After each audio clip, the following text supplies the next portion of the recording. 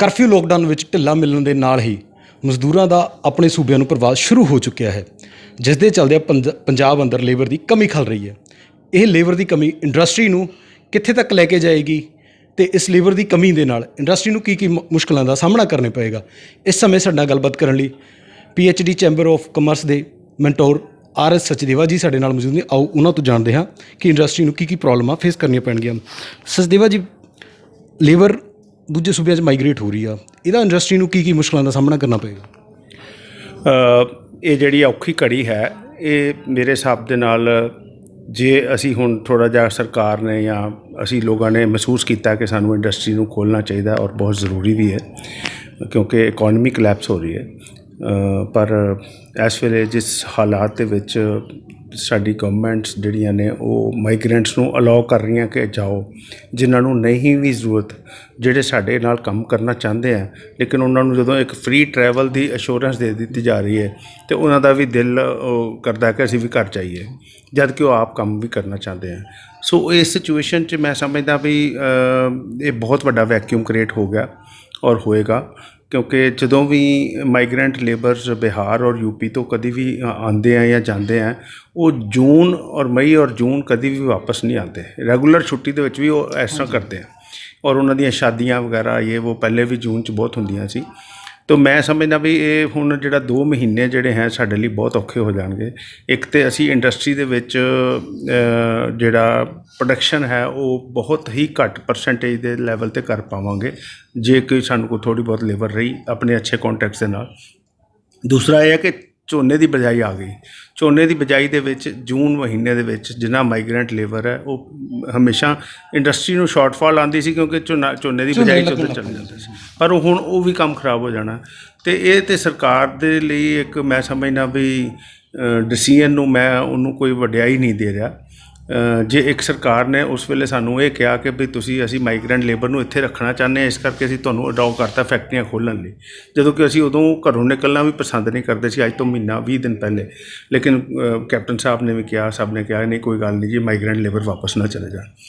ਅਸੀਂ ਉਸ ਰਿਸਕ ਨੂੰ ਲੈ ਕੇ ਅਸੀਂ ਸਭ ਕੁਝ ਸ਼ੁਰੂ ਕੀਤਾ। ਹੌਲੀ ਹੌਲੀ ਅਸੀਂ ਆਪਣੀਆਂ ਫੈਕਟਰੀਆਂ ਨੂੰ ਔਨ ਕਰਨ ਦੀ ਕੋਸ਼ਿਸ਼ ਕੀਤੀ।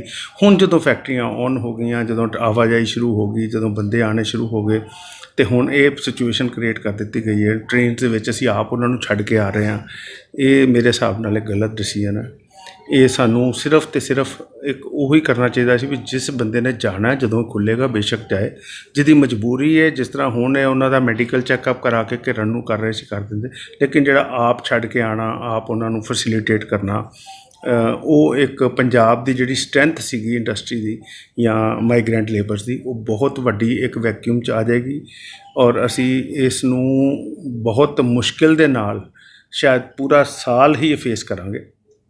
ਪੂਰਾ 2020 ਜਿਹੜਾ ਹੈਗਾ ਉਹ ਇੰਡਸਟਰੀ ਨੂੰ ਫੇਸ ਕਰਨਾ ਪਏਗਾ ਔਰ ਪੰਜਾਬ ਮੇਰੇ ਹਿਸਾਬ ਦੇ ਨਾਲ ਫਿਰ ਪਿੱਛੇ ਪਏਗਾ, ਫਿਰ ਪਿੱਛੇ ਚਲਾ ਜਾਏਗਾ। ਇੱਕ ਗੱਲ ਅਸੀਂ ਕਹਿੰਦੇ ਸੀ ਲੇਬਰ ਮਾਈਗ੍ਰੇਟ ਹੁੰਦੀ ਆ, ਮਾਰਚ ਮਹੀਨੇ ਜਾਂਦੀ ਆ ਕਿ ਉੱਥੇ ਵਿਆਹ ਸ਼ਾਦੀਆਂ ਵੀ ਹੁੰਦੇ ਨੇ ਉਹਨਾਂ ਦੇ UP ਬਿਹਾਰ 'ਚ, ਅਤੇ ਕਿਤੇ ਨਾ ਕਿਤੇ ਹੋਲੀ ਦਾ ਤਿਉਹਾਰ ਵੀ ਮਨਾਉਂਦੇ, ਪਰ ਜਿਸ ਮਾਸ ਪੱਧਰ 'ਤੇ ਹੁਣ ਉਹ ਵਾਪਸ ਜਾ ਰਹੇ ਨੇ, ਇੱਦਾਂ ਪਹਿਲਾਂ ਕਦੇ ਨਹੀਂ ਹੋਇਆ।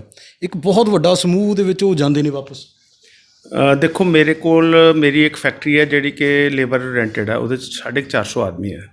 ਅਸੀਂ ਆਪਣੀ ਜਦੋਂ ਹੋਲੀ ਸੀਗੀ ਸ਼ਾਇਦ 9 ਮਾਰਚ ਦੀ, ਅਤੇ 23 ਮਾਰਚ ਨੂੰ ਲੋਕਡਾਊਨ ਹੋਇਆ, ਅਜੇ ਅਸੀਂ ਆਪਣੀ ਪੂਰੀ ਲੇਬਰ ਵਾਪਸ ਨਹੀਂ ਆਈ ਸੀ ਹੋਲੀ ਤੋਂ, ਅਤੇ ਇਹ ਲੋਕਡਾਊਨ ਹੋ ਗਿਆ।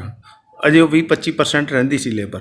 ਸੋ ਇਹਨੂੰ ਅਸੀਂ ਇਹ ਸਮਝ ਲਈਏ ਜੇ ਹੁਣ ਉਹ ਵਾਪਸ ਨਹੀਂ ਆਏ, ਉਹ ਆਉਣ ਨੂੰ ਅਜੇ ਤਿਆਰ ਨਹੀਂ ਹੈ, ਉਹਨਾਂ ਦੇ ਘਰ ਦੇ ਉਹਨਾਂ ਨੂੰ ਭੇਜ ਨਹੀਂ ਰਹੇ ਹੈ ਔਰ ਉੱਧਰੋਂ ਅਸੀਂ ਆਪਣੇ ਜਿਹੜੇ ਹੈਗੇ ਸੀਗੇ ਉਹਨਾਂ ਨੂੰ ਅਸੀਂ ਛੱਡ ਕੇ ਆ ਰਹੇ ਹਾਂ, ਅਤੇ ਉਹ ਬਹੁਤ ਮਤਲਬ ਇੱਕ ਅਨਸੰਭਵ ਜਿਹਾ ਜਗ੍ਹਾ ਕੰਮ ਹੈ ਕਿ ਵੀ ਇਹ ਵਾਪਸ ਕਿਸ ਤਰ੍ਹਾਂ ਲਿਆਏ ਜਾਣਗੇ, ਕਿਹੜੀ ਅਸੀਂ ਉਹਨਾਂ ਨੂੰ ਲੁਕਰੇਟਿਵ ਚੀਜ਼ ਦਿਖਾਵਾਂਗੇ ਜਿਹੜੀ ਕਿ ਉਹਨਾਂ ਦੀਆਂ ਸਟੇਟਾਂ ਜਾਂ ਹੋਰ ਸਟੇਟਾਂ ਨਹੀਂ ਦਿਖਾ ਰਹੀਆਂ, ਕਿਉਂਕਿ ਹੁਣ ਸਟੇਟਾਂ ਬਾਕੀ ਅੱਗੇ ਹੀ ਬਹੁਤ ਅੱਗੇ ਨੇ। ਪੰਜਾਬ ਅੱਗੇ 17ਵੇਂ-18ਵੇਂ ਨੰਬਰ 'ਤੇ ਇੰਡਸਟਰੀ 'ਚ ਚਲਾ ਗਿਆ, ਅਤੇ ਜੇ ਅਸੀਂ ਇਹ ਮਤਲਬ ਕੋਸ਼ਿਸ਼ਾਂ ਦੇ ਬਾਵਜੂਦ ਵੀ ਵਾਪਸ ਨਹੀਂ ਲਿਆ ਪਾਏ ਤਾਂ ਫਿਰ ਪੰਜਾਬ ਦੀ ਇੰਡਸਟਰੀ ਨੂੰ ਬਹੁਤ ਵੱਡਾ ਧੱਕਾ ਲੱਗੇਗਾ। ਇੱਕ ਮਤਲਬ ਸਾਨੂੰ ਸੈਂਟਰ ਤੋਂ ਵੀ ਕੋਈ ਸਪੋਰਟ ਨਹੀਂ ਮਿਲੀ, ਨਾ ਹੀ ਲੇਬਰ ਵੱਲੋਂ ਉਹਨਾਂ ਨੇ ਕੋਈ ਤਨਖਾਹ ਦੀ ਕੀਤੀ ਗਈ ਗੱਲ, ਨਾ ਹੀ ਕੋਈ ਸਾਨੂੰ ਲੇਬਰ ਨੇ ਸਪੋਰਟ ਗਵਰਨਮੈਂਟ ਨੇ ਦਿੱਤੀ ਔਰ ਸਾਨੂੰ ਕਿਹਾ ਗਿਆ ਕਿ ਤੁਸੀਂ ਤਨਖਾਹ ਵੀ ਦਿਓ, ਅਸੀਂ ਉਹ ਵੀ ਦਿੱਤੀ। ਅਸੀਂ ਇਹ ਸੋਚ ਕੇ ਦਿੱਤੀ ਕਿ ਸਾਡੇ ਨਾਲ ਰਹਿਣਗੇ, ਪੱਕਾ ਲੇਬਰ ਰਹੇਗੀ ਇੱਥੇ ਸਾਨੂੰ। ਅਸੀਂ April ਦੀਆਂ ਤਨਖਾਹਾਂ ਦੇ ਵਿੱਚੋਂ ਵੀ ਉਹਨਾਂ ਨੂੰ ਐਡਵਾਂਸ ਦੇ ਦਿੱਤੇ ਕਿ ਮਈ ਦੇ ਵਿੱਚ ਵੀ ਉਹਨਾਂ ਨੇ ਜੋ ਮੰਗਿਆ ਸੀ ਉਹ ਵੀ ਨਾਲ ਰਾਸ਼ਨ ਦੇ ਨਾਲ ਦਿੰਦੇ ਰਹੇ, ਸਭ ਕੁਝ ਕਰਦੇ ਰਹੇ। ਲੇਕਿਨ ਲੇਬਰ ਨੂੰ ਸਹੂਲਤਾਂ ਵੀ ਦਿੰਦੇ ਰਹੇ। ਹੁਣ ਜਦੋਂ ਫੈਕਟਰੀਆਂ ਚੱਲਣੀਆਂ ਤੇ ਹੁਣ ਸਾਨੂੰ ਇਹ ਮੁਸ਼ਕਲ ਆ ਗਈ। ਸੋ ਇਹ ਮੈਂ ਸਮਝਦਾ ਵੀ ਇਹ ਤੇ ਸਾਨੂੰ ਤੇ ਕੈਚ 22 ਸਿਚੁਏਸ਼ਨ 'ਚ ਗਵਰਨਮੈਂਟ ਨੇ ਪਾਤਾ ਕਿ ਸਾਡੇ ਪੈਸੇ ਵੀ ਖਰਚਵਾਤੇ, ਸਾਰਾ ਕੁਝ ਕਰਾਤਾ। ਇਹੀ ਕੰਮ ਜੇ ਕਰਨਾ ਹੁੰਦਾ ਤਾਂ ਫਿਰ 25 ਮਾਰਚ ਨੂੰ ਕਰ ਦਿੰਦੇ ਤੇ ਕਹਿੰਦੇ ਜੀ ਮਾਰਚ ਦੀ ਤਨਖਾਹ ਦੇ ਦਿਓ, ਅਪ੍ਰੈਲ ਦੀ ਤੁਹਾਨੂੰ ਦੇਣ ਦੀ ਲੋੜ ਨਹੀਂ ਹੈ। ਅਸੀਂ ਅਪ੍ਰੈਲ ਦੀ ਤਨਖਾਹ ਨਾ ਦਿੰਦੇ, ਹੋਰ ਉਹਨਾਂ ਨੂੰ ਰੋਟੀ ਦਾ ਖਰਚਾ ਅੱਗੇ ਨਾ ਦਿੰਦੇ। ਉਹਨਾਂ ਦੇ ਪਿੰਡਾਂ 'ਚ ਕੁਝ ਪੈਸੇ ਭਜਵਾਏ ਉਹਨਾਂ ਨੇ, ਬੈਂਕਾਂ 'ਚ ਭਜਵਾ ਕੇ ਅਸੀਂ ਉਹ ਭਜਵਾਏ, ਉਹ ਨਹੀਂ ਦਿੰਦੇ।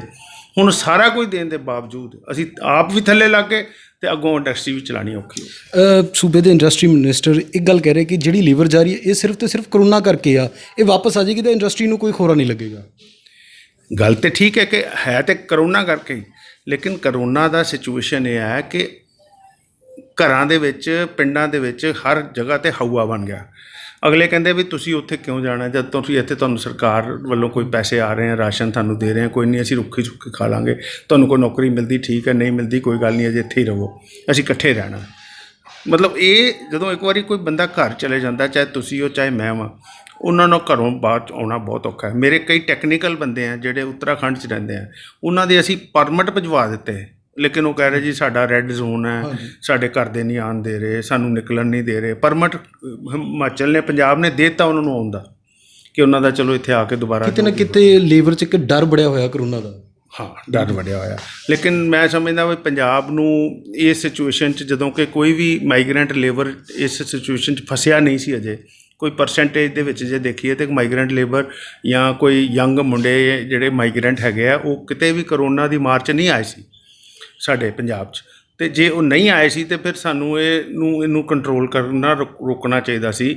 ਸਾਨੂੰ 35 ਕਰੋੜ ਰੁਪਈਆ ਖਰਚ ਕੇ ਉਹਨਾਂ ਨੂੰ ਘਰ ਛੱਡਣ ਦਾ ਜਿਹੜਾ ਡਿਸੀਜ਼ਨ ਹੈ ਉਹ ਨਹੀਂ ਲੈਣਾ ਚਾਹੀਦਾ ਸੀ, ਉਹ ਗਲਤ ਡਿਸੀਜ਼ਨ ਹੈ। ਪੰਜਾਬ ਦੀ ਜੇ ਇੰਡਸਟਰੀ ਦੀ ਗੱਲ ਕੀਤੀ ਜਾਵੇ, ਇੰਡਸਟਰੀ ਦੀ ਸਥਿਤੀ ਪਹਿਲੇ ਡਾਵਾਡੋਲ ਆ, ਬਹੁਤੇ ਯੂਨਿਟ ਹਿਮਾਚਲ ਸ਼ਿਫਟ ਹੋ ਚੁੱਕੇ ਨੇ, ਕਹਿੰਦੇ ਰਿਆਇਤਾਂ ਘੱਟ ਨੇ, ਅਤੇ ਹੁਣ ਐਡੇ ਪੱਧਰ 'ਤੇ ਲੇਬਰ ਮਾਈਗਰੇਟ ਹੋ ਰਹੀ ਹੈ, ਫਿਰ ਕਿਵੇਂ ਇੰਡਸਟਰੀ ਮੇਨਟੇਨ ਕਰੇਗੀ? ਅਸੀਂ ਇੱਕ ਗੱਲ ਦੇ ਵਿੱਚ ਪ੍ਰੂਵਡ ਹੈ ਕਿ ਪੰਜਾਬੀ ਜਿਹੜੀ ਲੇਬਰ ਹੈ ਉਹ ਸਿਰਫ ਅਤੇ ਸਿਰਫ ਵਾਈਟ ਕਾਲਰ ਵਾਲਾ ਕੰਮ ਕਰਦੀ ਹੈ। ਉਹ ਸੁਪਰਵਿਜ਼ਨ ਕਰ ਲਏਗੀ, ਉਹ ਮਸ਼ੀਨ ਦੇ ਨਾਲ ਆਟੋਮੈਟਿਕ ਵਾਲਾ ਕੰਮ ਕਰ ਲਏਗੀ।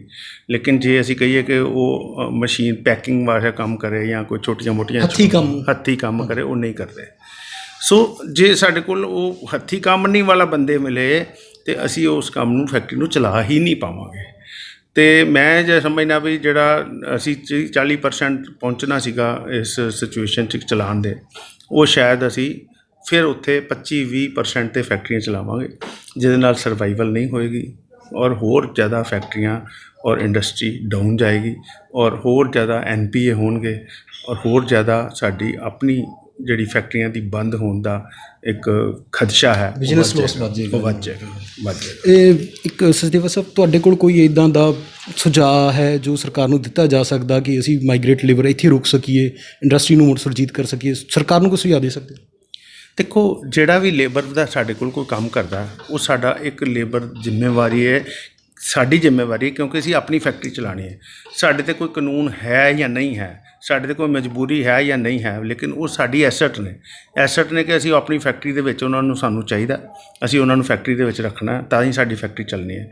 ਇਸ ਕਰਕੇ ਸਾਡਾ ਸੁਝਾਅ ਇਹੀ ਹੋਊਗਾ ਕਿ ਇੰਡਸਟਰੀ 'ਤੇ ਛੱਡੋ, ਜਿਹੜਾ ਬੰਦਾ ਉਹਨਾਂ ਕੋਲ ਰਹਿਣਾ ਚਾਹੁੰਦਾ ਉਹਨਾਂ ਨੂੰ ਰਹਿਣ ਦਿਓ, ਉਹਨਾਂ ਨੂੰ ਕੋਈ ਇਹੋ ਜਿਹੀ ਲਾਲਚੀ ਚੀਜ਼ ਨਾ ਦਿਖਾਓ ਜਿਹਦੇ ਨਾਲ ਉਹ ਚਲੇ ਜਾਣ ਆਪ ਹੀ।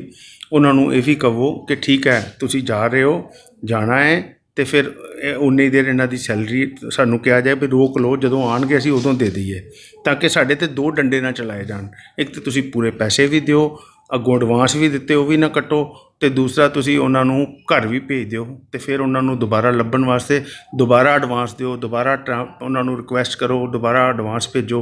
ਉਹ ਮਤਲਬ ਉਹ ਸਿਚੁਏਸ਼ਨ ਕੈਚ 22 ਹੈ, ਅਸੀਂ ਉਹਦੇ 'ਚ ਨਾ ਅੱਗੋਂ ਪਹੁੰਚ ਪਾਵਾਂਗੇ, ਨਾ ਉਹਨਾਂ ਨੂੰ ਅਸੀਂ ਲਿਆ ਪਾਵਾਂਗੇ। ਇੱਕ ਮੇਰਾ ਲਾਸਟ ਸਵਾਲ, ਪਹਿਲਾਂ ਇੰਡਸਟਰੀ 'ਤੇ ਨੋਟਬੰਦੀ ਦੀ ਮਾਰ ਪਈ, ਫਿਰ GST ਆ ਗਿਆ, ਕਹਿੰਦੇ ਇੰਡਸਟਰੀ ਬਹੁਤ ਡਾਊਨਫਾਲ 'ਤੇ ਆ ਗਈ, ਹੁਣ ਕਰੋਨਾ ਕਿਵੇਂ ਦੇਖੋਗੇ ਅਤੇ ਕਿਵੇਂ ਮੈਨੇਜ ਕਰੋਗੇ? ਲਾਸਟ ਮੈਂ ਸਮਝਦਾ ਇਹ ਸਾਡੇ ਲਈ ਨਵੀਂ ਜ਼ਿੰਦਗੀ ਸ਼ੁਰੂ ਹੋਣੀ ਹੈ, ਔਰ ਇਸ ਨਵੀਂ ਜ਼ਿੰਦਗੀ ਦੇ ਵਿੱਚ ਜਿਹੜੀਆਂ ਦੁਬਿਧਾ ਨੇ ਉਹ ਬਹੁਤ ਜ਼ਿਆਦਾ ਵੱਧ ਗਈਆਂ, ਵੱਧਦੀਆਂ ਰਹਿਣੀਆਂ, ਔਰ ਸ਼ਾਇਦ ਅਸੀਂ 25-30% ਲੋਕ ਜੇ ਜਿੰਦੇ ਵੀ ਰਹੇ ਪਰ ਅਦਰਵਾਈਜ਼ ਉੱਡ ਜਾਵਾਂਗੇ ਇਕਨੋਮਿਕਲੀ। ਇਹ ਸਿਚੁਏਸ਼ਨ ਦੇ ਵਿੱਚ ਇੰਡਸਟਰੀਆਂ ਜਿਹੜੀਆਂ ਛੋਟੀਆਂ ਨੇ ਜਾਂ ਜਿਨ੍ਹਾਂ ਨੇ ਛੋਟਿਆਂ ਨੇ ਲੋਕਾਂ ਕੋਲੋਂ ਪੈਸੇ ਲੈਣੇ ਨੇ, ਉਹਨਾਂ ਨੂੰ ਪੈਸੇ ਮਿਲ ਨਹੀਂ ਰਹੇ। ਵੱਡੀ ਇੰਡਸਟਰੀ ਉਹਨਾਂ ਨੂੰ ਨਹੀਂ ਦੇ ਰਹੀ, ਉਹ ਕਹਿ ਰਹੀ ਜੀ ਅਜੇ ਵੇਟ ਕਰੋ, ਸਾਡਾ ਮਾਲ ਨਹੀਂ ਵਿਕ ਰਿਹਾ। ਇਸ ਜਿਹੜਾ ਸਾਰਾ ਸਾਈਕਲ ਹੈ ਨਾ, ਇਹ ਸਾਈਕਲ ਰੁਕ ਗਿਆ ਔਰ ਇਹ ਰੁਕਣ ਤੋਂ ਬਾਅਦ ਇਹ ਚੱਲਣਾ ਨਹੀਂ ਹੈ। ਜੇ ਅਸੀਂ ਹੋਰ ਲੋਨ ਲੈ ਕੇ ਬੈਂਕ ਕੋਲੋਂ 10-20% ਚਲਾਉਣਾ ਵੀ ਚਾਹਾਂਗੇ, 1 ਮਹੀਨੇ ਬਾਅਦ 1.5 ਬਾਅਦ ਦੁਬਾਰਾ ਗੱਡੀ ਰੁਕ ਜਾਏਗੀ। ਅਤੇ ਉਸ ਕਰਕੇ ਅਸੀਂ ਆਪਣੇ ਜਿਹੜਾ ਵੀ ਹੋਰ ਲੋਨ ਲੈ ਰਿਹਾ ਜਾਂ ਜਿਹੜਾ ਵੀ ਹੋਰ ਵਿਆਜ 'ਤੇ ਪੈਸੇ ਲੈ ਰਿਹਾ, ਜਿਹਨੂੰ ਪਤਾ ਹੈ ਕਿ ਬਾਅਦ 'ਚ ਸਾਨੂੰ ਪਿਛਲੇ ਵੀ ਪੈਸੇ ਜਿਹੜੇ 3 ਮਹੀਨੇ ਦੇ ਉਹ ਵੀ ਦੇਣੇ ਪੈਣੇ ਨੇ, ਜਿਹੜੇ ਹੁਣ ਉਹਨਾਂ ਨੇ ਪ੍ਰਲੋਂਗ ਕੀਤੇ ਨੇ, ਔਰ ਜਿਹੜੇ ਅੱਗੋਂ ਵੀ ਅਸੀਂ ਲੋਨ ਲੈ ਰਹੇ ਹਾਂ ਉਹ ਵੀ ਦੇਣੇ ਪੈਣੇ ਨੇ। ਇਹ ਸਾਡੇ 'ਤੇ ਹੋਰ ਵੱਡਾ ਕਰਜ਼ਾ ਵੱਧ ਜਾਏਗਾ, ਸਾਡੇ 'ਤੇ ਇੱਕ ਬਹੁਤ ਵੱਡਾ ਭਾਰ ਪੈ ਜਾਏਗਾ, ਜਿਹੜਾ ਕਿ ਸ਼ਾਇਦ ਇੰਡਸਟਰੀ ਚਲਾ ਨਹੀਂ ਪਾਏਗੀ। ਮੇਰੀ ਹਰ ਇੰਡਸਟਰੀ ਨੂੰ ਇੱਕ ਰਿਕੁਐਸਟ ਹੈ ਕਿ ਆਪਣੀ ਸਾਰਾ ਪੈਰਾਫਰਨੀਲੀਆ ਦੇਖ ਕੇ, ਇਨਫਰਾਸਟਰਕਚਰ ਦੇਖ ਕੇ, ਲੇਬਰ ਦੇਖ ਕੇ, ਆਰਡਰ ਦੇਖ ਕੇ, ਪੈਸਿਆਂ ਦਾ ਫਲੋ ਦੇਖ ਕੇ ਫਿਰ ਹੀ ਲੋਨ ਲਿਆ ਜਾਏ। ਅਦਰਵਾਈਜ਼ ਹੋਰ ਲੋਨ ਨਾ ਲੈ ਕੇ ਆਪਾਂ ਸੋਚ ਕੇ ਕਿ ਫੈਕਟਰੀ ਨੂੰ ਫਟਾਫਟ ਚਲਾਉਣਾ ਚਾਹੁੰਦੇ ਹਾਂ, ਉਹ ਨਾ ਕੰਮ ਕੀਤਾ ਜਾਏ। ਬਹੁਤ ਬਹੁਤ ਸ਼ੁਕਰੀਆ ਜੀ। ਸੋ ਜੇ ਸਰਕਾਰ ਨੇ ਪੰਜਾਬ ਦੀ ਸੂਬੇ ਦੀ ਇੰਡਸਟਰੀ ਮੁੜ ਆਪਣੇ ਪੈਰਾਂ 'ਤੇ ਖੜੀ ਕਰਨੀ ਹੈ ਤਾਂ ਉਹਦੇ ਲਈ ਲੇਬਰ ਬਹੁਤ ਜ਼ਰੂਰੀ ਹੈ। ਜੇ ਲੇਬਰ ਹੋਊਗੀ ਤਾਂ ਪ੍ਰੋਡਕਸ਼ਨ ਹੋਊਗੀ, ਜੇ ਲੇਬਰ ਆਪਣੇ ਸੂਬਿਆਂ ਨੂੰ ਮਾਈਗ੍ਰੇਟ ਕਰ ਗਈ ਤਾਂ ਸੂਬੇ ਦੀ ਇੰਡਸਟਰੀ ਮੁੜ ਥੱਲੇ ਆ ਜਾਵੇਗੀ। ਇਸ ਦੇ ਲਈ ਸਰਕਾਰ ਨੂੰ ਕੋਈ ਨਾ ਕੋਈ ਪੈਰਾਮੀਟਰ ਜਾਂ ਠੋਸ ਕਾਨੂੰਨ ਬਣਾਉਣੇ ਚਾਹੀਦੇ ਆ ਤਾਂ ਜੋ ਸੂਬੇ ਦੀ ਲੇਬਰ ਨੂੰ ਸੂਬੇ ਅੰਦਰ ਹੀ ਰੱਖਿਆ ਜਾ ਸਕੇ ਅਤੇ ਇੰਡਸਟਰੀ ਨੂੰ ਮੁੜ ਲੀਹਾਂ 'ਤੇ ਲਿਆਇਆ ਜਾ ਸਕੇ। ਚੰਡੀਗੜ੍ਹ ਤੋਂ ਕੈਮਰਾ ਪਰਸਨ ਕਾਸ਼ਦੀਪ ਦੇ ਨਾਲ ਰਵੀ ਜੱਖੂ।